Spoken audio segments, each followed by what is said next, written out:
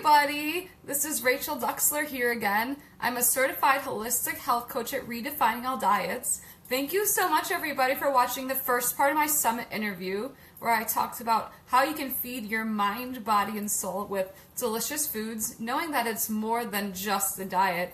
And by getting lots of support and guidance this holiday season, starting now, you can feel like you're the best version of yourself, not only for a short period of time, but this is for some permanent lifestyle changes that I get to be here with you to make. And so one of the things that I really love to do that has helped me along with my journey is cooking. Cooking has just brought such a sense of joy to me because I used to feel like food was a poison to me because I would just eat so much junk. And now I get to use it as fuel for building this beautiful business and for being able to lose healthy, sustainable weight in a way that doesn't make you feel deprived or just feel like you have any other sort of cravings. So today I'm going to make you some pumpkin gingerbread muffins. I'm really excited for these because I know it's time for the holidays and we all love our pumpkin treats, but I know a lot of those muffins could be almost 800 calories, which is quite a bit. So what I've done is I've removed all of the wheat flour. There's not a whole lot of sugar in here. It's just filled with delicious, wholesome ingredients that you get to be able to at least know where everything is coming from, and there's no preservatives. And the best part is it's gluten-free, dairy-free, and egg-free. So I know a lot of people, like myself, have food sensitivities. So for me, most of my cooking is gluten and dairy-free because it could really upset my stomach. And being able to cook like that has really helped me be able to eat all of the foods I used to love eating and not feel like I'm depriving myself. So I still get to eat whatever I want. I just cut out the bad ingredients to make it taste a lot better and just a lot lighter overall, because a lot of those foods could have a lot of heavy cream and just can make you just feel really bloated, and that's no way you want to feel for the holidays, especially around your family. That's no fun at all. So this holiday season, you get to feel good and get to have your cake and eat it too. So I'm going to get started here with these awesome muffins. So the first thing that we're going to do here is we're going to put 1 2/3 cup of some almond flour. So that's my favorite baking replacement to use. Almond flour is great in pancakes. I also use it in a lot of pies. And mainly for baking. I don't really use it for a lot of my cooking. I'll just make vegetable pasta instead or something. So I'll get the other 2/3 in here. Gonna start mixing the dry ingredients first.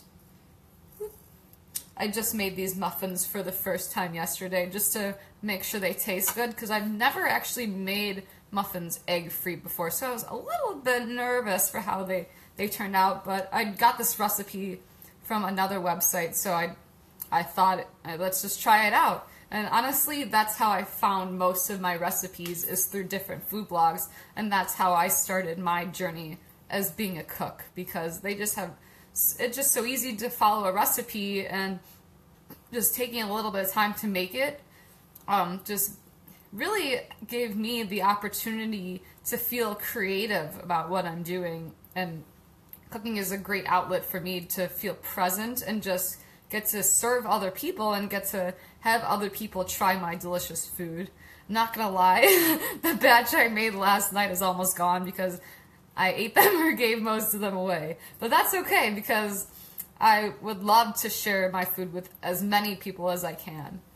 Alright, so the next ingredient is some baking soda, 1 teaspoon. Alright, find the teaspoon. It's over here. This will help it rise a little bit. So then I'm going to put in 1 teaspoon of baking powder.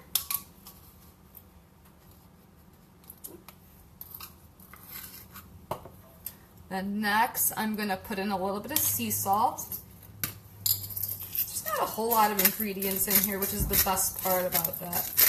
Alright, got some salt. I know you give it a little salty taste. Then I'm going to add some cinnamon. This is actually not on the ingredient list, but I seriously love adding cinnamon to all my baking. So, say I put about like a teaspoon in here, because I'm also putting in pumpkin pie spice. It calls for, sorry, I'm reading this recipe. It calls for 1 tablespoon of pumpkin pie spice. Alright. 1 tablespoon. Get that delicious pumpkin-y flavor in there. Ready. I know we've had our pumpkin lattes already. I'm sure you guys are still really happy that it's in season. I know you can have if I could have pumpkin all year round, I totally would. I'm not gonna lie, because I know pumpkin is a big food in the fall, but seriously, I could make pumpkin pancakes all day long. I know I have a recipe for apple pancakes, but I do have a recipe for pumpkin pancakes as well, and I will definitely make that in the near future and share it with you guys, because who doesn't want a delicious fall breakfast? And have it be healthy too, because then you can add some fruit. Hi Ashley! Just getting the dry ingredients for these awesome muffins.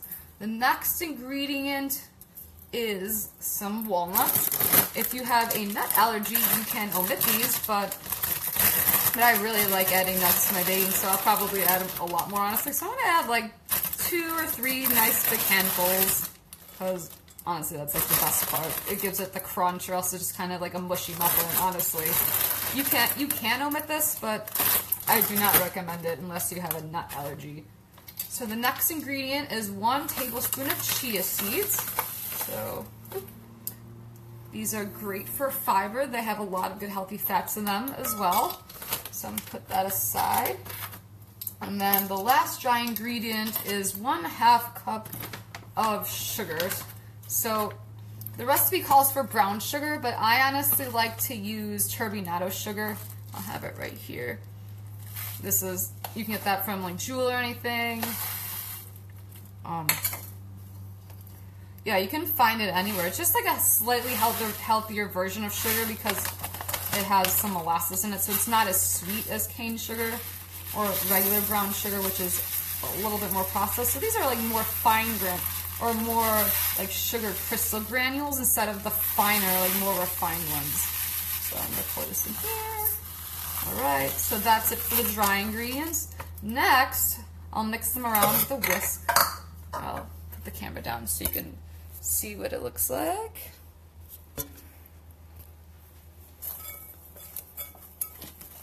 Mix it up. Got some lovely batter in here. Put that back. Next, I'm going to add 1 cup of pumpkin puree. Got it from Trader Joe's today, because who doesn't love pumpkin? I'm going to put a lot in here. It's going to taste so good. Ooh, the pumpkin is what makes it really ooey gooey and just tastes like a delicious, warm goodness. Trying to figure out how I want to describe it, because it tastes so good. Oh man. Gonna scoop that pumpkin on there. Yummy! I love pumpkin everything. My cat wants something. He's down below. He's like, feed me! Feed me! He wants some of the muffins too. He's waiting for them. So I'm going to pour that in here. Alright, pour it into the mixture. Yummy! Alright, next I'm going to add 1/3 cup of coconut oil. So this is just a healthier alternative. You can also use grapeseed oil if you want to, but I already melted the coconut oil, so I'm going to pour it in this. And then just pour it in here. Alright. Then I'm going to add 1/4 cup of blackstrap molasses. I also use molasses for my ginger snap cookies. That's what makes it taste like the gingerbread part. So there's your gingerbread. I seriously love gingerbread everything. Like I like making ginger snap cookies. I like gingerbread cookies. I could even make pumpkin gingerbread pancakes. That actually sounds like a really good idea, honestly. I might have to try that. Alright, this molasses is empty. Hold on, I got a little bit more in here. There we go. Gonna open that. Here we go. And I continue to pour the molasses in here. honestly, don't skimp on this or else it will taste a little bit off. So I know if you want less sugar, just omit the regular sugar. I'm sure it'll still taste amazing if you're going for a more sugar-free alternative, but this really doesn't have a whole lot of sugar, and I made it as minimally processed as possible. So the last ingredient that I need to add is 3 tablespoons of maple syrup. As you can see, I love cinnamon and everything, like I even add cinnamon to this. Now we got some cinnamon maple syrup. Oop. Gotta pop the cork here. There we go. Got 3 tablespoons. Oh yeah, love maple syrup. This is also a great sugar alternative if you're looking to swap sugar out of your baking goods. So I'm going to add 2 tablespoons, now 1 more. Alright. Here we go. 3 tablespoons. I'm going to set that aside here. Next, I'm going to mix all of my ingredients together. It's got a little bit more molasses stuck on here and get it off. Whoop. Alright, gonna mix this lovely bowl here. I'll show you what the mixture looks like in a minute. So I'm gonna mix everything up until it's all mixed through and there's no more flour. So just make sure the flour is all mixed through in there, and then you'll know it's ready. Stirring it up. Doesn't take terribly long to do this. It's not too bad. Just gonna make sure that it looks nice and doughy. Like honestly, since it doesn't have eggs, be careful. You can just eat the batter by itself. Not gonna lie, I did that yesterday and it tastes really good. But for now, we're not gonna do that. So let me put the camera down. You can see what it looks like here. Oops, I gotta put the camera the other way. You can see the mixture. Yum. Oops. I'm gonna put that back here. So now, the last thing we need to do is preheat the oven to 350 degrees.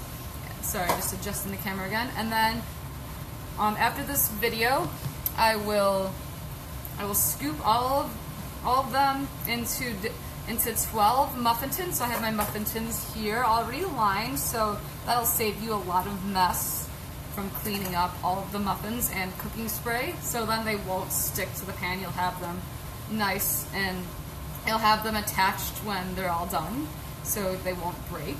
And then cook them in the oven for about 30 to 35 minutes until you can take a toothpick in there and it comes out clean, which might take a little bit longer. What I did yesterday was I took it out after 30 minutes and at 5-minute intervals. I would check it just in case, because you don't want to burn it, especially because you don't know how fast it's going to rise, because there's no egg in it or any real flour to make it rise as much.